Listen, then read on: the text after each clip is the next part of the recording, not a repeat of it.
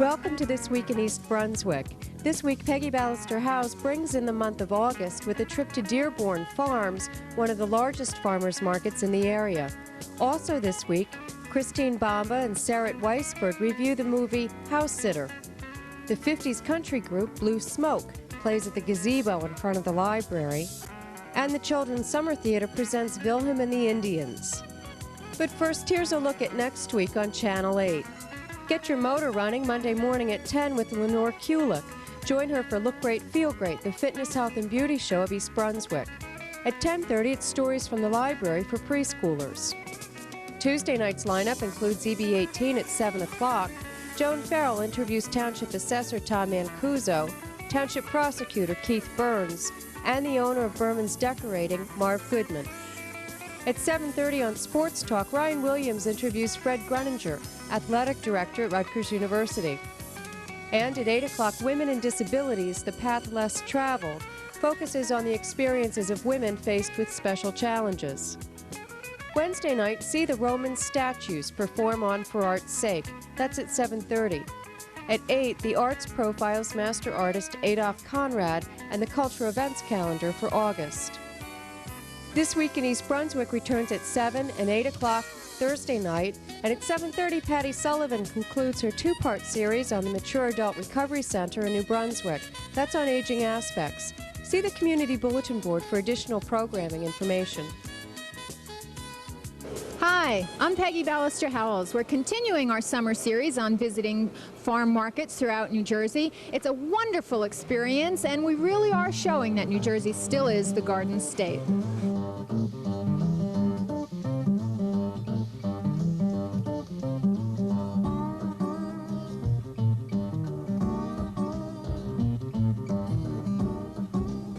Farm markets can come in all sizes and shapes, and this is probably one of the biggest I've ever seen. We're here at Dearborn Farms on Route 35 in Holmdel, and I have with me Frank Lucarelli, who runs this whole place. Is that correct? Yes, I do, yes. There's the biggest selection I have ever seen in a farm stand here. How much of this can you possibly grow? Well, this time of year we grow approximately maybe 25–30% of the items that come from New Jersey right now. The other stuff comes from all different parts of the country. So what kind of things do you grow? Right now we're growing peppers, tomatoes, eggplant, cucumbers, really whatever's in season in New Jersey we're growing right now. Now, we're not at the farm. How far is the farm from here? The farm is about 2 miles away that we run. It's about a 120-acre farm. That's quite a bit. Who does that? My father mostly runs the farm. He's always been a farmer, and I guess he always will be. Is he the one who started the farm? My grandfather did start the farm in about 1932, or even earlier. Then as my father took over, he got more involved in the retail because the wholesale was just not able to support the family and stuff. And this is right now our third location we've been in. What made you choose this location? Well, as the business kept growing, the highway grew, our business grew, and we were here. The property had been bought a long time before, and we just started a small market on the highway. And as our business grew, we just kept expanding and building new buildings right on the same property. So what are some of the more unusual things that you find here that you aren't likely to find at, say, every little farm stand? Some of the things that we grow, my grandfather had originally bought some seeds from Italy. There's some tomatoes, it's a long Italian, everything's called Italian because that's our nationality. Italian squash, some squash tops, cucumbers, some eggplants that we've had for over 50 years, the same varieties. And I saw some pies for baking. Where do they come from? These are pies homemade pies that we bake off here.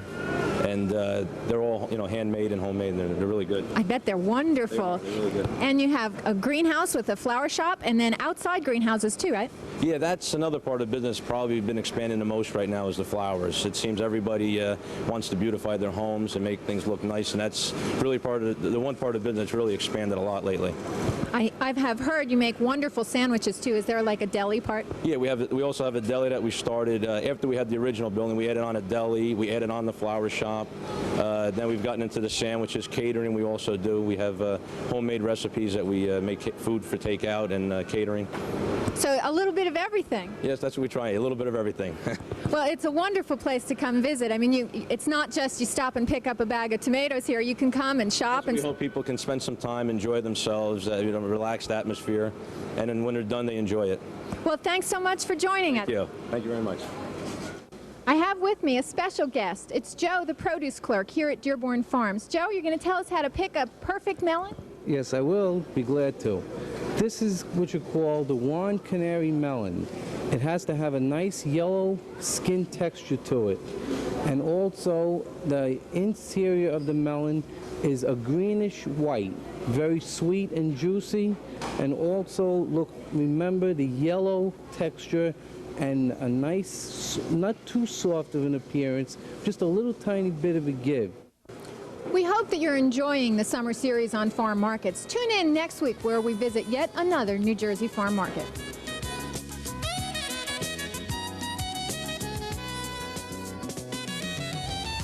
Hi, I'm Sarit Weisberg. And I'm Christine Bamba.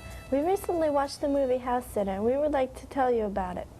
House Sitter, starring Steve Martin and Goldie Hawn, was full of hilarious encounters of truth and lies. The lies start flying when Newton and Gwen meet. Their first conversation is about a gorgeous house that he designed and built for his girlfriend as her engagement ring. She turned him down. Now the home is vacant because it is too painful for Newton to live in it. Gwen decides to go live in the house without Newton's knowledge. Gwen makes up all kinds of stories to fit in with people in town, like Newton's parents and his ex-girlfriend. As the movie goes on, you will get caught up in her lies too. This is a great movie for the whole family. We give it 4 stars. The Township's Recreation Department concluded its 1993 summer concert series Monday night with a performance by the 50s country group Blue Smoke. The concerts were free and held at the gazebo next to the pond by the municipal building. Residents brought lawn chairs and their families and enjoyed an evening of music every Monday night through the month of July. Here are a few minutes with Blue Smoke.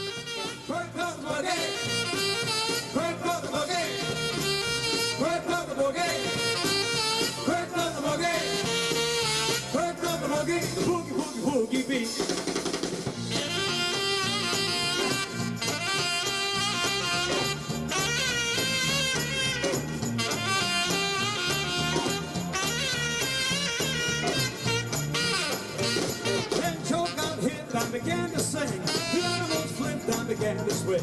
Monkey, elephant, kangaroo, they all got hip to the boogie too. Crack up the boogie, crack up the boogie, crack up the boogie, crack up the boogie, crack up the boogie, the boogie, boogie, boogie beat.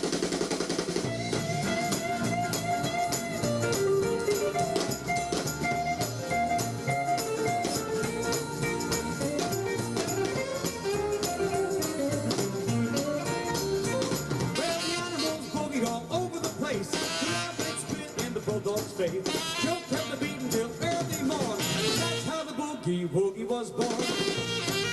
Crack on the boogie, crack on the boogie, crack on the boogie, crack on the boogie, crack on the boogie, the boogie woogie woogie beat.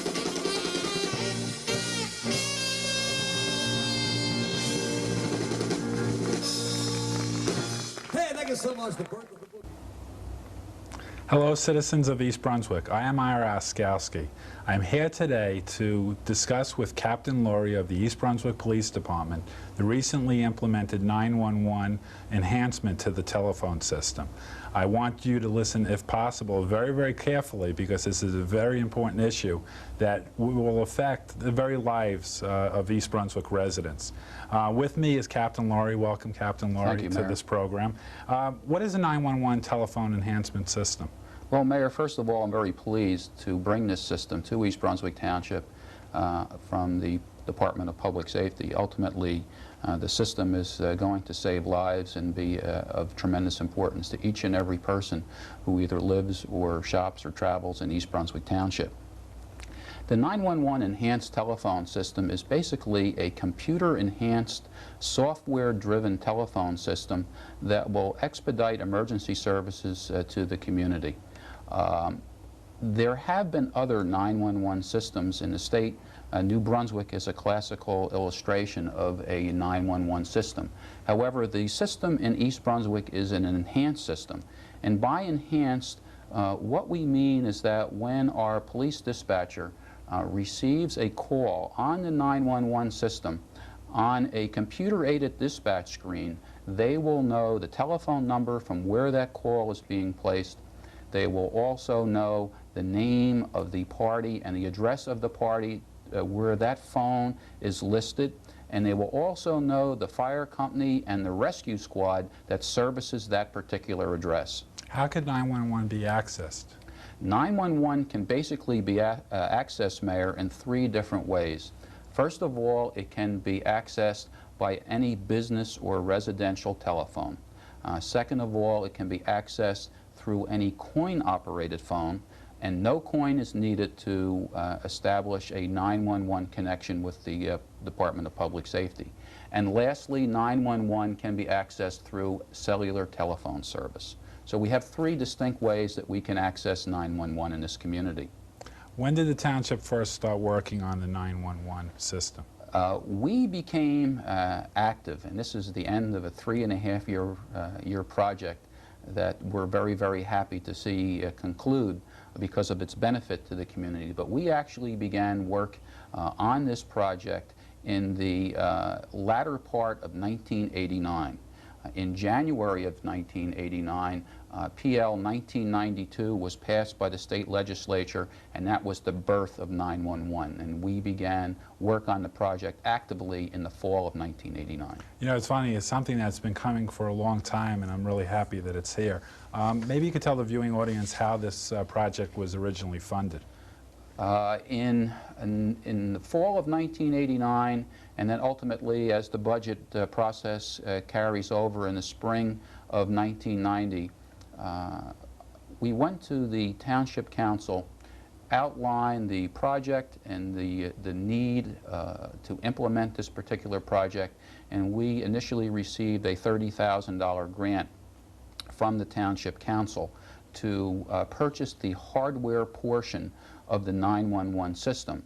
And from those funds, we purchased 3 Bell Atlantic Rockwell 911 answering points, and we also purchased call checks and some other hardware that was necessary to implement the system. Going back to the operations, how will the 911 system be handled differently by public safety than it currently is under the current emergency system? Under the old emergency system, when a caller would call 911, the dispatcher would make an inquiry with the party as to the location and what the problem was, and a patrol unit would be dispatched to assist the resident. Now, of course, we have this critical data which is in front of us that we can use as a tool to aid the party, especially for those people who are visitors to the East Brunswick community who don't know where they are. Now we know exactly where they are, and we can dispatch the aid to them. But most important, we had to meet very stringent state training requirements for our police dispatchers. A new dispatcher, before they're even allowed to work in the communication room, must complete a minimum of 80 hours of formalized classroom training in the 911 system, which includes also emergency medical dispatch. So we have the training which is there.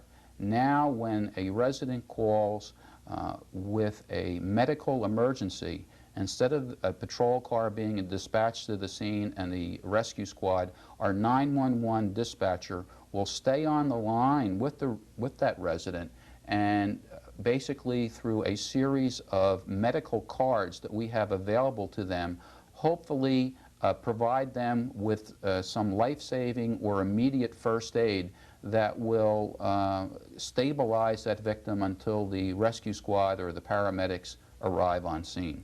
I know that there are very, very specific rules as to when 911 should be accessed. What are those rules? This is probably one of, if not the most important part of this particular broadcast, and to get this message through to the community. 911 should only be accessed when there is an urgent need for the response of police, our fire, or our EMS people. and the word urgent is there when you have life or property in jeopardy. What will happen if somebody accesses it when it's not a 911 emergency? We have a feature that's built into the 911 system that should someone call with a request on the 911 system that does not meet the state criteria for 911, that call will receive a transfer to a recording, and it will remind the caller that the call does not meet the guidelines for 911, and they will then be requested to call in on our non-emergent line into police headquarters. And what is that number? The number that the residents should use for non-emergency calls for police services is 390-6900. Can you repeat that again? Certainly. 390-6900 for all non-emergent calls to police headquarters.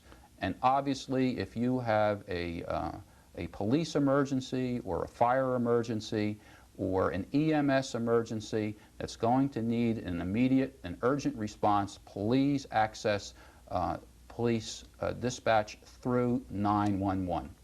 What are some of the steps that an individual should take if they do have to call 911? Is there guidelines that they should follow, and what steps should they take? Yes, there are, Mayor, and some of the things that people can do to more or less help themselves, first of all, is to try to remain as calm as they possibly can. In certain situations, that's entirely difficult, to say the least, for the caller. They should try to speak as clearly as they possibly can.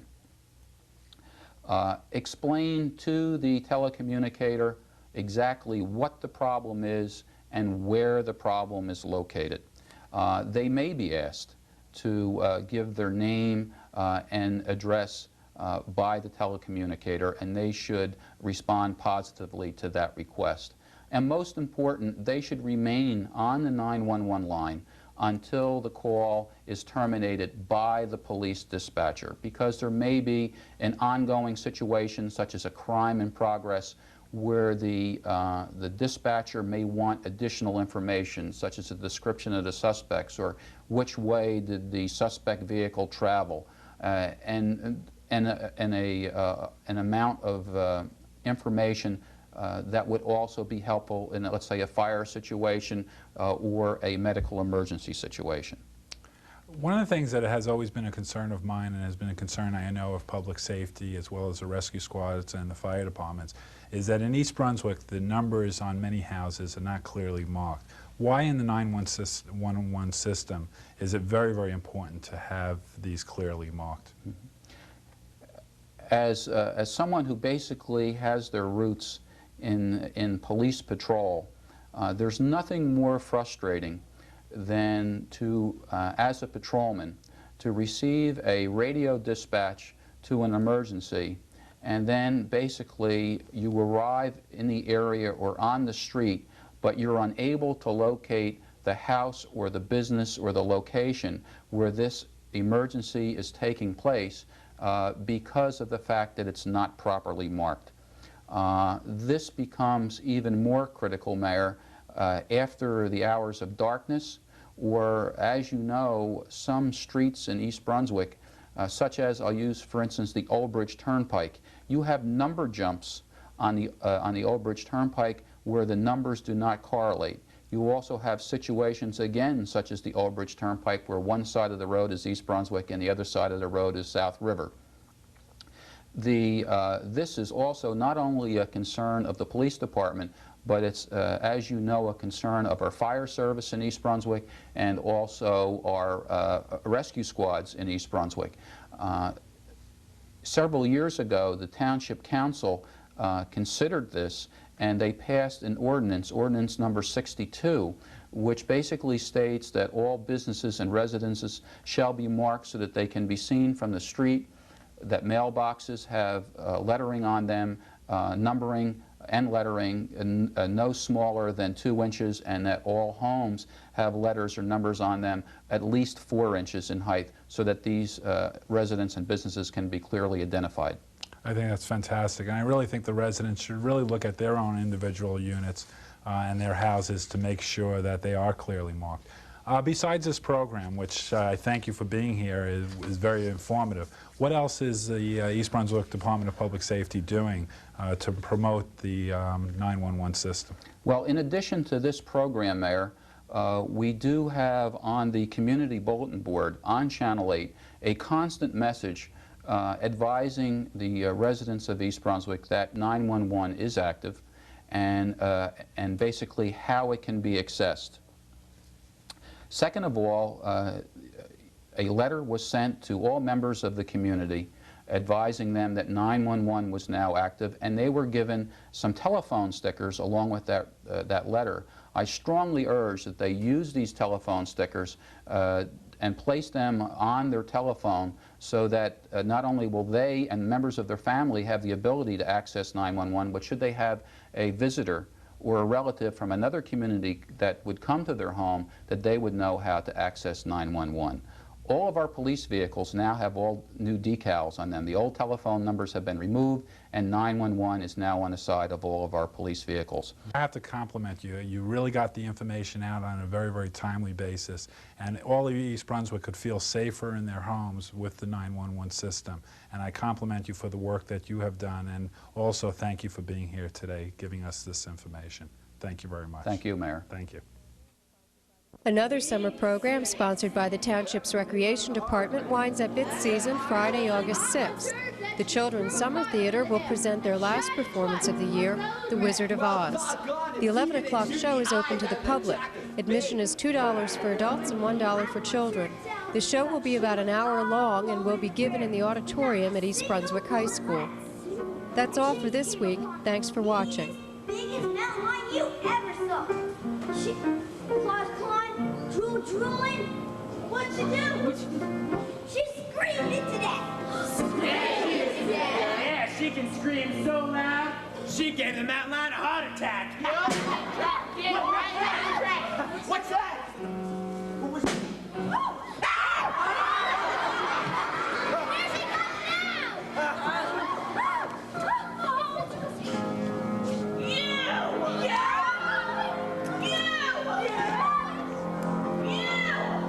I didn't do anything. You're beautiful.